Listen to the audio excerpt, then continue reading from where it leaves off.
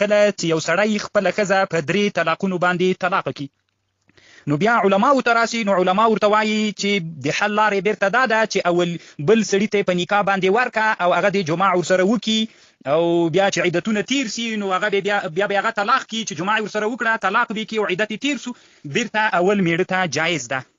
نو دغه شرط پکې لګول کیږي. آیا دغه جواز لري او که نه لري؟ چونکې مسأله لږ ډېره عمیقه ده، ومې غوښتل چې په مسأله باندې بحث وکړم، ځکه اکثره دغه مسأله چې پیښه سوی مانه چې څومره خلک پوښتنه کوي نو زه د دې فتوا نه ورکوم، او ډېر علما ورونه مونږ وینو چې هغه په دغه مسأله کې مبتلا دي، نو غواړم چې دغه تحقیقي مسأله باندې د علماو یا د عامو مسلمانانو ورونو سره خلاصي.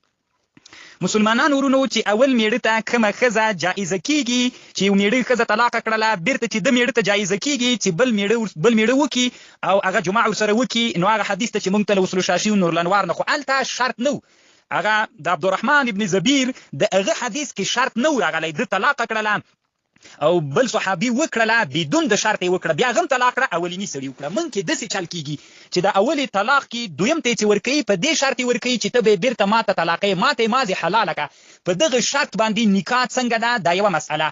آیا دغه حیله روا ده بیا که ناروا ده؟ نو اول اختلاف د موږ د احنافو د جمهور علماو سره ده.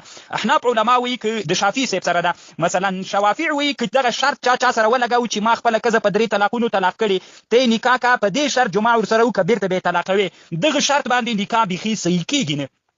اما احناف وایي نکاح صحیح سوله، خو دغه حیله څنګه ده چې علما دغه حیلې فتوا کوي. صحیح ده حیل نفس جواز خو راغی چې دغه حیله وسوله اول میړه ته، خو دغه حیله څنګه ده، دغه حیلې د محلل چې دا څوک ورته حلاله کوي، دغه محلل چې دا دویم میړه ده دې ته محلل وایي، صيغه د اسم فاعل یعنی حلالونکی، محلل له اولینی میړه چې دته حلالوي، نو دغه محلل چې دا نکاح کوي او دا چاته حلال دا شرط باندې او دا حیله د اسلام کې څنګه ده. بیا هم وایم چې څوک دما دغه تحقیق اوري داسې نه وي چې خدای نه کرده پوه نشي په خبر باندې. صحیح ده په دغه حیلې باندې حل راځي، دا د موږ د احنافو نکاح د عقد ور باندې منعقد کیږي، اما دغه حیله اسلام کې څرنګه ده، روا حیله ده که ناروا حیله ده. مسلمانان ورونو علامه ابن الحجر الهیتمی شافعي رحمه الله یو کتاب جوړ کړی الزواجر عن اقتراب الكبائر. د دې کتاب دویم جلد کې 10 صفحه کې الكبيره 90 والثانيه 90 بعد 200 همدغه مسأله راوړي. د رسول الله صلی الله علیه وسلم نه په صحیح حدیث نقل کړی ان رسول الله صلی الله علیه وسلم لعن الله المحلل والمحلل له، لعنت په باندې راغلی. بیا علامه ابن الحجر لیکي عد هذا كبيرة وهي صريح فيما في الحديثين الاولين من اللعن.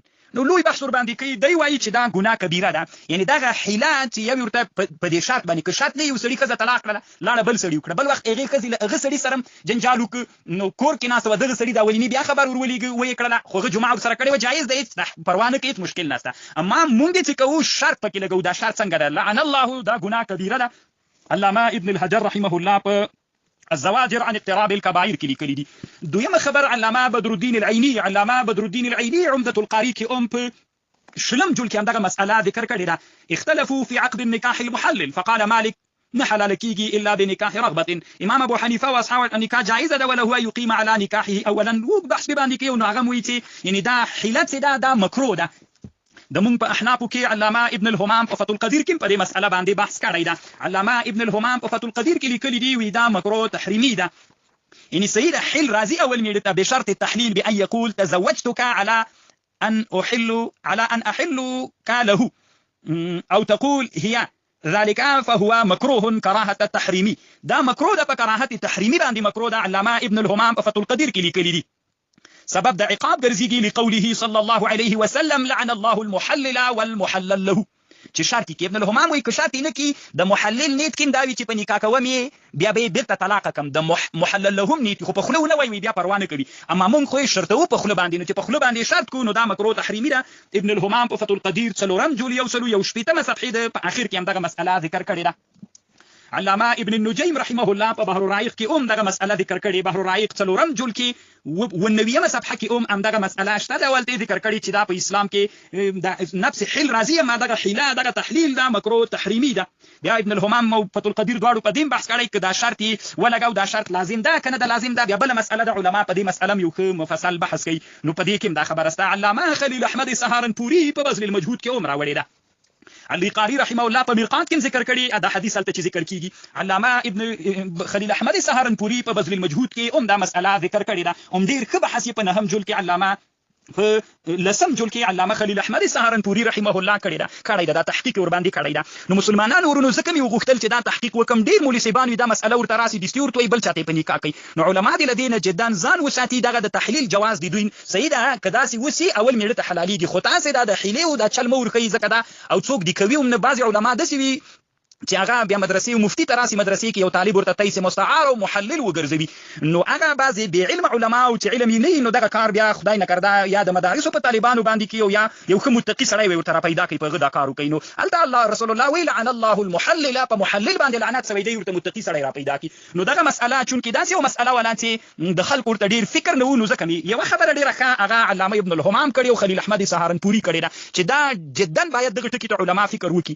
اکثره وخت کې چې دا درې طلاقونو باندې خزه په نکاح کې بیا دغه خزه د پاره چې کوم محلل رانیسي دغه محلل اکثره وخت کې د خزه کوف و نه مثلی نه. نو چې مثلی نسو د خزه په نکاح باندې ځان یې ورک.